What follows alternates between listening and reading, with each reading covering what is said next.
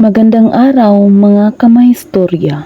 Tatalakayin muna natin ang lugar na ito. Ang Batangas ay isang lalawigan ng Pilipinas na matatagpuan sa timog kanlurang bahagi ng Luzon sa rehiyon ng Calabarzon. Ang lungsod ng Batangas ang kabisera nito. Napaliligiran ito ng mga lalawigan ng Cavite at Laguna sa hilaga at Quezon sa silangan.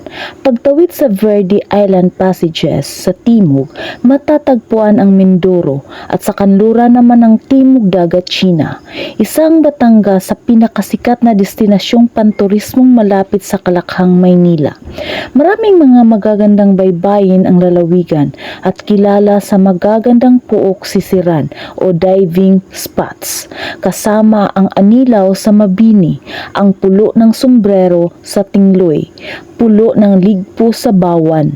Ang mga lugar na ito ay higit na kilala bilang Anilaw. Kasama rin sa mga dinarayong lugar ay ang Matabungkay sa Lian, Punta Fuego sa Nasugbo, Kalatagan at Laya sa San Juan. Sa Batangas din matatagpuan ang tanyag na Bulkang Taal, ang pinakamaliit na aktibong bulkan sa daigdig.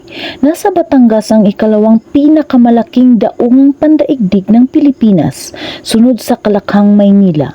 Bagaman may sariling pamamaraan ng pagsasalita ng Tagalog ang mga Batanggenyo, mataas din sa pananalita ng Ingles ang mga mamamayan nito. Nakauunawa din ng iilang salita sa wikang Kastila ang ilan sa mga Batanggenyo. Sa katunayan, ang ilang bayan gaya na Nasugbo, Taal at Lemery ay mayroon pa ring iilang mananalita ng wikang Kastila. Marami rin ang nagsasalita ng Cebuano dahil sa iilang dayo mula sa katimugan ng Pilipinas.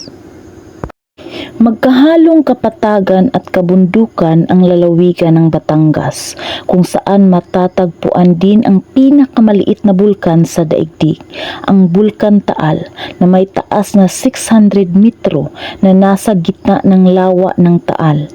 Ang ilan pang mahalagang bundok ay ang Bundok Makulot na may taas na 830 meter, Bundok Talamitan na may taas na 700 meter, Bundok Pico de Loro na may taas na 664 meter, Bundok Batulaw, Bundok Manabo at Bundok Daguldol.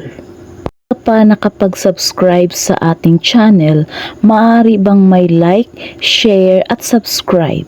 Hanggang sa muli, maraming salamat po.